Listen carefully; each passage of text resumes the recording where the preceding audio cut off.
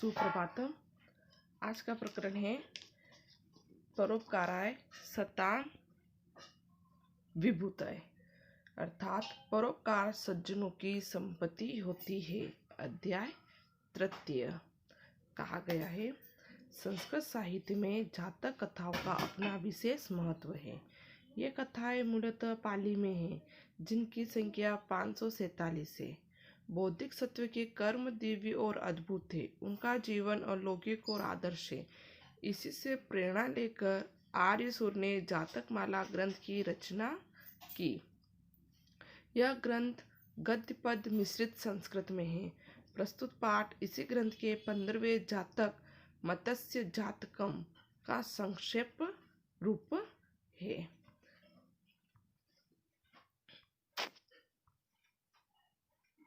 कहा गया है कि जब भगवान बोधिसत्व ने एक बार तालाब में मत्स्य के रूप में जन्म लिया तथा अन्य मत्स्यों के उपकार में रत रहे। एक बार वहां अनावृष्टि होने के कारण तालाब सूख गया, मछलियां मरने लगी। इस दृश्य को देखकर करुणा अवतार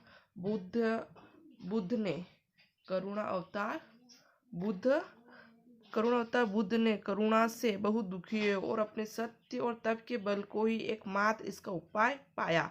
तो उन्होंने आकाश की ओर देखते हुए कहा, हे देवराज, प्राणियों के वध को जब मैं देखता हूँ तो कष्ट में कुछ परोपकार करना चाहता हूँ।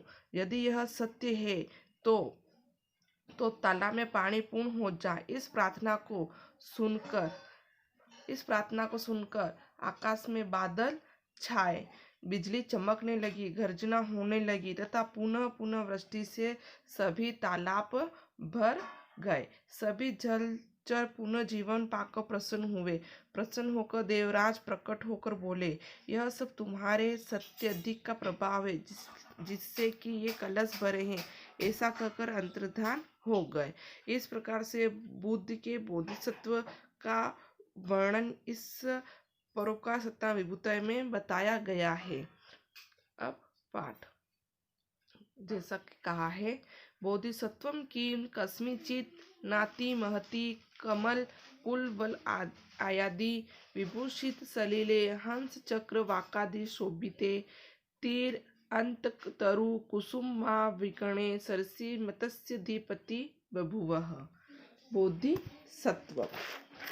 बोधिसत्व का अर्थ होता है बोधिसत्व। किल का अर्थ होता है निश्चित। कस्मिचित किसी में, कहीं भी। नाति महति छोटे से। कमल कुल वलय आदि विभूषित सलीले। कमल नीलकमल आदि द्वारा सुशोभित जल वाले। हंस चक्र आदि सुशोभित। हंस और चक्र आदि से शोभायमान। तीरांत कुसुमावर्ण किनारे पर स्थित वृक्षों में फूल जहाँ बिखरे हुए हैं उसमें। सरसी तालाब में। मत्स्याधिपति मछलियों का स्वामी। बभूवः हुआ। क्या कहा कि ऐसा निश्चित ही भगवान बोधिसत्व किसी छोटे से कमल तथा नील कमलों से विभूषित जल वाले हंसों तथा चकवा पक्षी आदि से सुशोभित किनारों पर स्थित बिखरे हुए फूलों से युक्त वृक्षों वाले सरोवर में मछलियों के स्वामी हुए। बहुषु जन्मांतरेषु परोपकारा अभ्यास वशात् तत्र स्तः अपि परहित सुख साधने व्यापृत अभवत्। बहुत से जन्मों में परोपकार के अभ्यास के कारण तत्रस्थ यानी कि वहाँ उस जन्म में स्थित रहते हुए भी दूसरों के सुख साधन में व्यस्त रहे। परहित यानी दूसरों के सुख साधन में व्यस्त हो गए।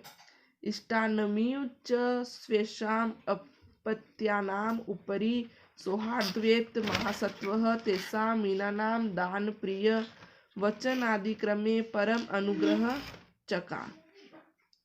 प्रियजन की तरह अपनों के ऊपर मैत्री भाव होने के कारण उस महान प्राणी ने उन मछलियों पर दान आदि से प्रिय वचन आदि कार्यों से महती अनुकंपा की। इष्टानिम का अर्थ होता है प्रियजनों की तरह। स्वेशाम अर्थ होता है और अपने अपत्न्याम संतानों के कारण ऊपर सौहार्द्वात मैत्री भाव होने के कारण महासत्व महान प्राणी परम अनुग्रह चकार महान अनुकंपा की। इस प्रकार प्रियजनों की तरह अपनों के ऊपर मैत्री भाव होने के कारण उस महान प्राणी ने मछलियों पर दान आदि के वचन आदि कार्यों से महती अनुकंपा की। अथ कदाचित सत्वानां भाग्य वैकाल्त प्रमादाश्च सम्यक देवो न ववर्ष।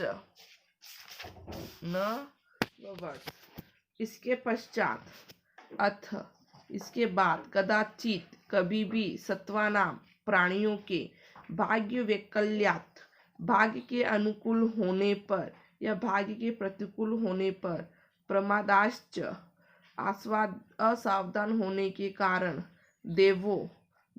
देवतागण जल देवता नववर्ष नहीं बरसा। अर्थात इसके बाद कभी प्राणियों के भाग्य के विपरीत होने के कारण और असावधान होने के कारण भली प्रकार इंद्र नहीं बरसे अर्थात जल के देवता नहीं बरसे। वृष्टे अभावे तत्सरः कंदम कुसुम गोरेण नव सलिलेन यथा पूर्वम न परिपूर्णम जातम। वर्षा के अभाव में वह सरोवर कंदम के पुष्पों से श्वेत हुए नए जल से पहले की भांति पूरा नहीं भरा। क्रमेण च उपगते निदाग काले दिन करी करणे अभितः तया धरण्या। वर्षा के अभाव में वह सरोवर कंदम के पुष्पों से श्वेत हुए नए जल से पहले की भांति नहीं पूरा भरा। क्रमशः ग्रीष्म ऋतु के पास आने पर सूर्य की किरणें अर्थात सूर्य की किरणों से तपती धरती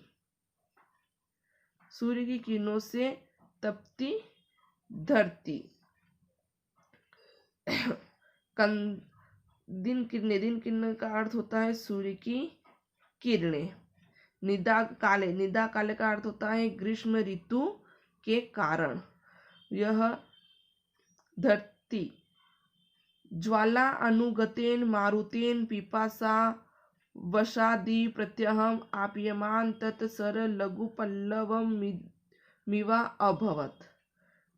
ज्वालामुखी आग द्वारा अनुकरण की जाती हुई, मारुतेन वायु द्वारा, पिपासा आदि प्यास के वशीभूत के समान, प्रत्यहम प्रत्येक दिन, आप्यमान चारों ओर से पिया जाता है, लघु पल्लव भी व अभवत छोटे जलाय से पोखर की तरह।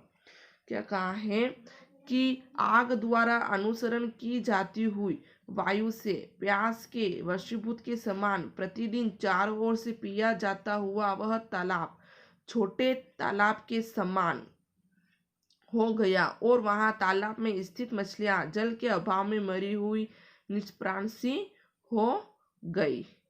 तत्र स्थित मीनाश्च जला अभाव मृत्यु प्रयाच इव संजाता, यानी कि वह मछलियां जल के अभाव में मरी हुई सी प्रतीत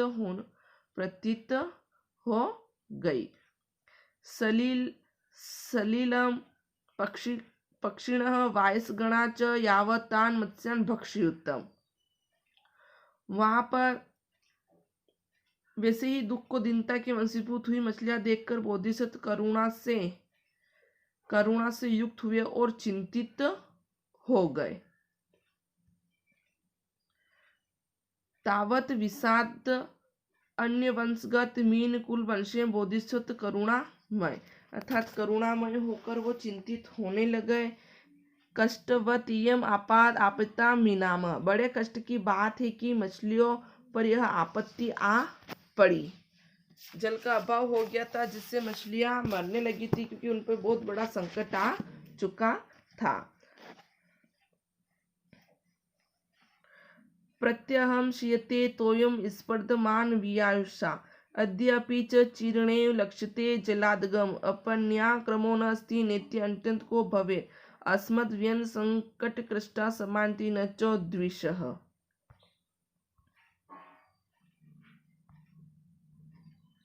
जैसा कि कहा गया है, प्रत्यहम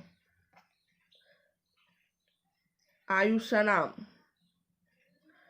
प्रत्यहम आयुषानाम, आयुषाम का अर्थ होता है आयु से, स्पर्धनानाम होड़ करता हुआ सा, तोयम जल पानी, प्रत्यहम रोजाना, शीयते बीत रहा है। तो क्या कहा है कि आयु से स्पर्धा होड़ करता हुआ मानो जल प्रतिदिन बीत रहा है।